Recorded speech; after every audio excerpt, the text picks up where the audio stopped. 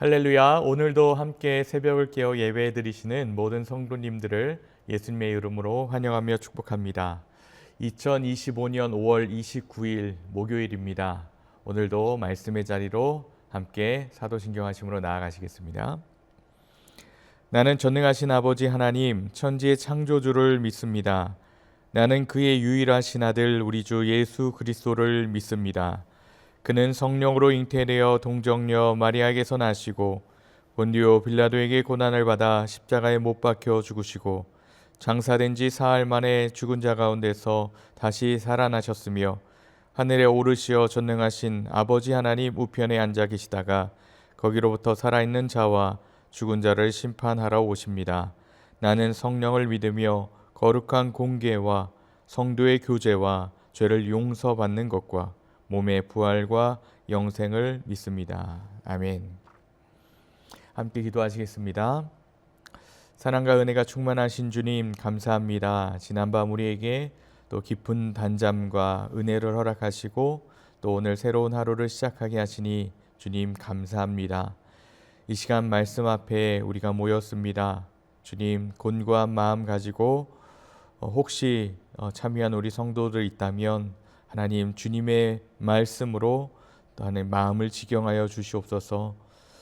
또 은혜로 함께하여 주셔서 또 질병 가운데 고통 중에 있는 우리 성도들, 경제적으로 아파하는 우리 성도들, 또 여러 가지 문제와 관계의 문제로 풀어갈 수 없는 그러한 문제 속에서 해결책 되어 주시기를 간절히 소원합니다. 주님 함께하여 주시고 우리의 삶 가운데 진정한 주인 되어 주시옵소서. 오늘도 주님께 모든 것 의탁드리며 예수님의 이름으로 기도드립니다. 아멘. 오늘 우리에게 주시는 하나님의 말씀은 구약성경 민수기서 31장 1절에서 12절까지 말씀입니다. 제가 하나님의 말씀을 봉독하겠습니다. 여호와께서 모세에게 말씀하여 이르시되 이스라엘 자손의 원수를 미디안에게 갚으라. 그 후에 내가 내 조상에게로 돌아가리라. 모세가 백성에게 말하여 이르되 너와 함께 있는 사람들 가운데서 전쟁에 나갈 사람들을 무장시키고 미디안을 치러 보내어 여호와의 원수를 갚되 이스라엘 모든 지파에게 각 지파에서 1000명씩을 전쟁에 보낼지니라 하매 각 지파에서 1000명씩 이스라엘 100만 명 중에서 12,000명을 택하여 무장을 시킨지라.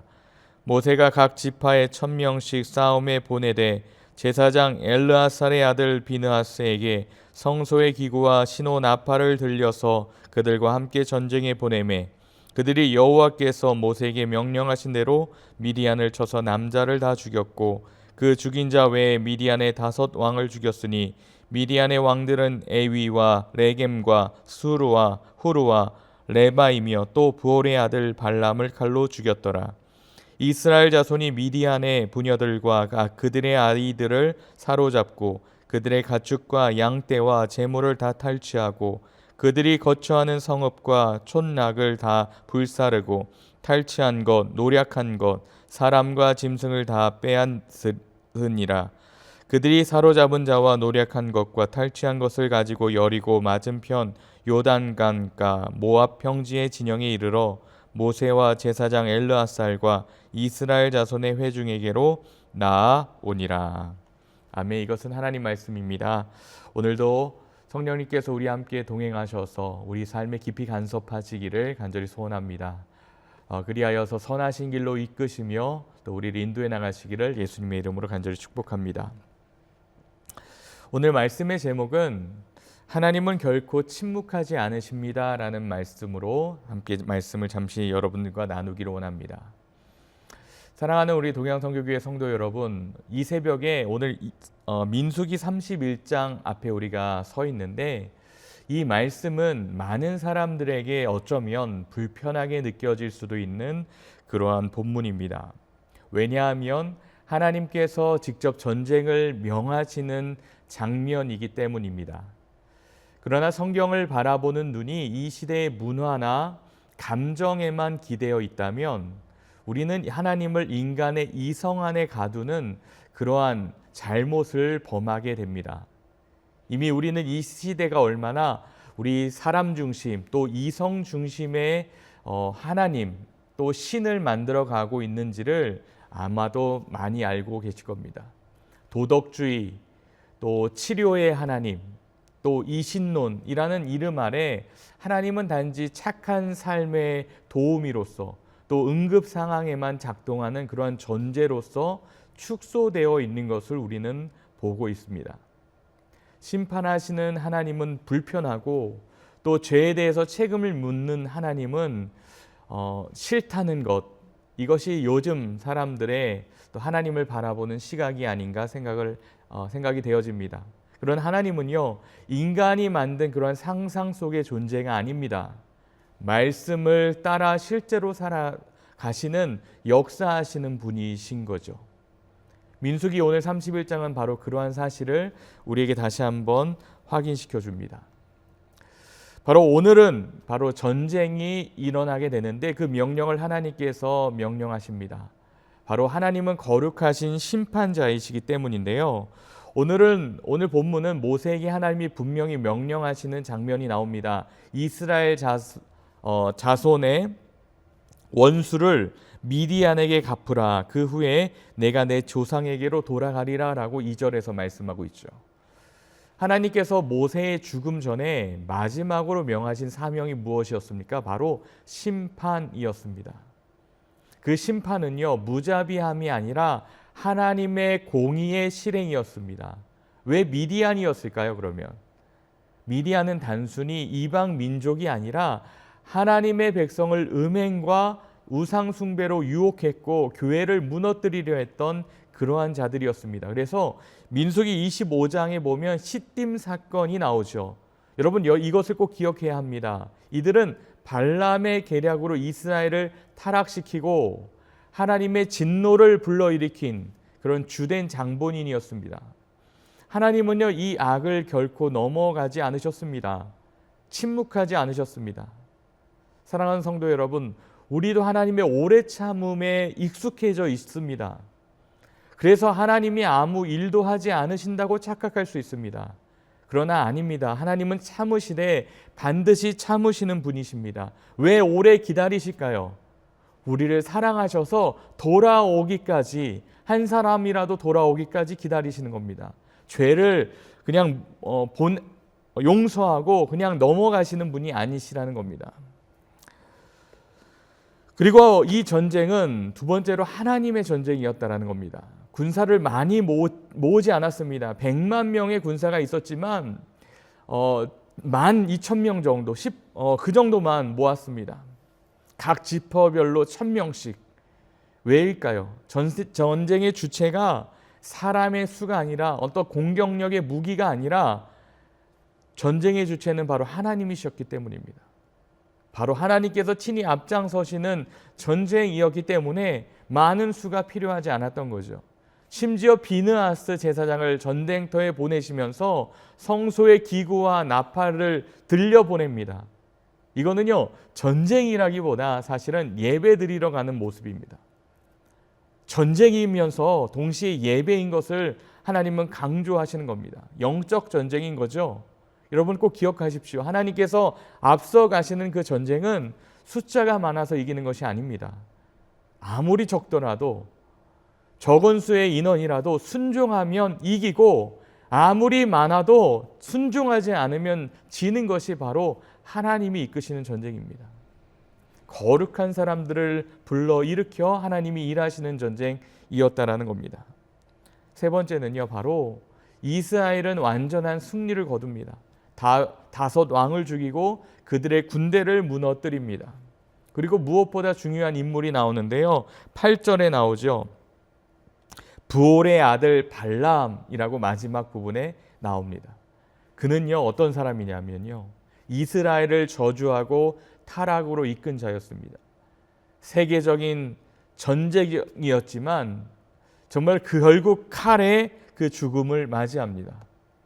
성도 여러분, 아무리 이 땅에서 사람들에게 이름이 나고 영향력이 있어도요, 하나님 앞에선 아무것도 아님을 꼭 기억하실 수 있기를 바랍니다. 발람이 그 증거입니다. 하나님을 대적한 자는 결국 무너집니다. 하나님은요, 오늘 이 말씀 가운데서 우리에게 말씀해 주고 계십니다. 우리에게 주시는 교훈의 가장 중요한 점은 하나님은 바로 죄에 대해서 반드시 보응하신다라는 겁니다. 우리가 복음을 말할 때요, 자꾸 위로와 사랑을 강조합니다. 그러나 성경은요, 분명히 말합니다. 죄의 삭은 사망이다라고 말하죠. 하나님은 죄에 대하여 반드시 심판하십니다. 시편 7편 12절에 이렇게 말씀합니다. 사람이 회개치 아니하면 칼을 갈며 활을 이미 당기셨다라고 하나님께서 말씀하십니다. 지금도 그 활을 당기고 계시는 거예요. 거의 쓰러져가는 그 나무 기둥 앞에 놓여진 도끼와 같이 그것을 기다려주고 계시는 겁니다. 분명히 하나님은 그것을 당기실 것이고 그 활을 놓으실 것이고요. 도끼를 쳐내리실 겁니다. 그런데 기다려주고 계시는 거예요. 한 사람이라도 주님께 돌아오기만을, 죄를 회개하고 주님께 돌아오기만을 기다리고 계신다는 겁니다. 또 두 번째 우리에게 주시는 교훈은 교회를 행하는 자에 대해서는 하나님이 반드시 보응하신다는 겁니다. 미디안이 어땠습니까? 이스라엘을 미혹합니다. 교회를 공격합니다. 스가랴서 2장 8절에 말씀합니다. 너희를 범하는 자는 그의 눈동자를 범하는 것이다. 여러분, 교회가 어떤 곳입니까? 하나님을 믿는 사람들의 공동체입니다. 그리고 또 다른 표현으로는 하나님의 눈동자와 같은 그런 곳입니다. 이곳을 통해서 하나님은 그 하나님의 백성과 자녀들을 불러 모으시고 바라보십니다. 이 교회를 해하는 자, 무너뜨리는 자에게는 하나님께서 반드시 갚으신다라는 약속입니다. 그것이 감정적인 복수, 여기서 우리가 구별해야 될 것이 있어요. 복수가 두 가지가 있는데요. 리벤지라고 하는 복수가 있고요. 공의의 보응이라고 하는 어벤지라고 하는 단어가 있습니다. 이거는요, 다른 단어입니다. 감정적인 복수, 내 개인적인 복수에 대한 것은 리벤지입니다. 그런데요, 어떤 예를 들어서 다시 말하면 친구가 나에게 상처를 줬어요. 그 친구에게 복수하는 것을 리벤지라고 한다면 정의를 위해 보응을 어벤지라고 합니다. 지금도 교회를 공격하는 사상과 문화들이 있습니다. 성경적 진리를 왜곡하고 세속적인 이념을 복음처럼 포장하는 흐름들이 교회를 흔듭니다. 그러나 하나님은요, 결코 가만히 계시지 않습니다. 우리에게 주시는 세 번째 교훈은 바로 우리의 생명을 위한 진짜 그 죄를 사해 주시는 것은 예수 그리스도의 피라는 교훈이 있습니다. 이스라엘 군대는요, 아무도 죽지 않습니다. 천부장과 백부장들은 감격하며 전리품 중에 금을 속전으로 그 전쟁의 전리품으로 하나님께 드립니다. 그러나 여러분, 이 금은요, 상징일 뿐인데 진짜 이 전쟁의 승패의 결과, 은이나 금이 아니라 이 전쟁의 값어치는 바로 예수 그리스도의 피라고 말씀하는 겁니다. 베드로전서 1장 18절 19절에 이렇게 나옵니다. 제가 읽어드리겠습니다. 너희가 알거니와 너희 조상이 물려준 헛된 행실에서 대속함을 받은 것은 은이나 금같이 없어질 것으로 된 것이 아니요 오직 흠없고 점없는 어린 양 같은 그리스도의 보배로운 피로 된 것이다. 이 전쟁에 이길 수 있는, 그리고 그 전쟁의 대속물은 바로 예수 그리스도의 피라는 거예요. 그 피가 나를 덮고 있다면 나는 죽음을 두려워하지 않습니다. 그 피를 의지하지 않고 오히려 착한 양심이나 종교 행위만을 붙들고 있다면 우리는 여전히 그 죄값 아래에 있는 것입니다. 마지막 우리에게 주시는 교훈이 뭘까요? 구원받은 자는 반드시 거룩함으로 살아가라고 말씀합니다. 하나님은요, 이스라엘 군사들에게 그리고 그 전리품과 포로들에게 정결케 하라고 말씀합니다. 불로 정결케 하고 물로 씻기고 일주일간 진영 밖에서 대기하게 합니다. 거룩하지 않고는요, 하나님 앞에 설 수 없기 때문입니다. 이 세 번째 말씀드린 교훈과도 연결이 됩니다. 예수 그리스도의 피로 인해서 우리가 경결해지지 않으면 우리는 하나님 앞에 설 수 없는 자들이라는 거예요.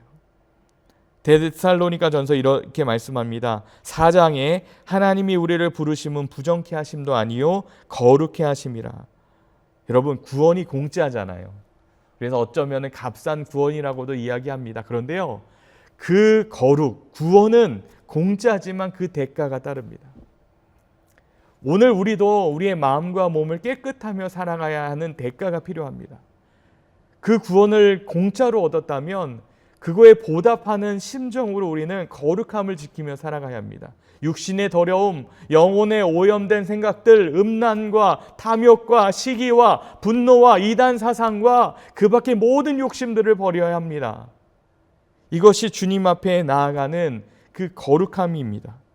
우리를 구원하시는 것은 무료였지만, 공짜였지만 그 대가로 우리의 그 책임은 거룩하게 사는 것이 하나님께 보답하는 길이라는 거죠.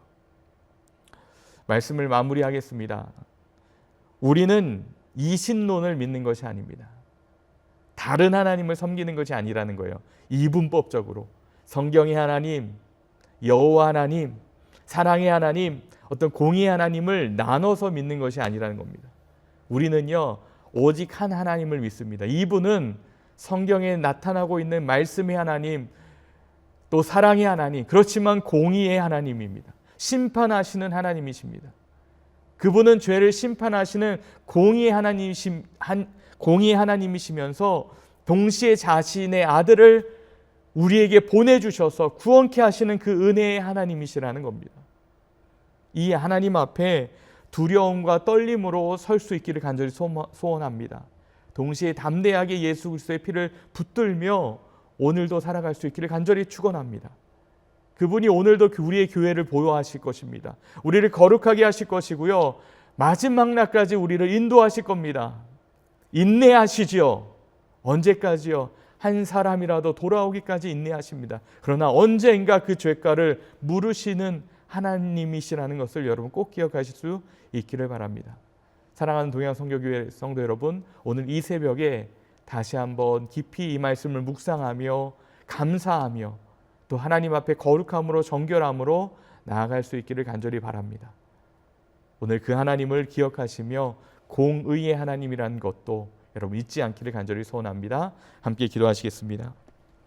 주님, 오늘도 우리를 말씀 앞에 서게 하시고 죄에 대하여 그냥 넘어가지 않으시고 공의를 위해 죄값을 물으시는 하나님 앞에 두렵고 떨림으로 우리가 서기를 원합니다. 그러나 예수의 피를 믿는 믿음으로 담대하게 살아가게 하여 주옵소서. 주께서 주신 구원을 헛되이 하지 않고 거룩함으로 보답하게 하옵소서. 오늘도 그러한 하루로 살아가길 소원하며 예수님의 이름으로 간절히 기도드립니다. 아멘.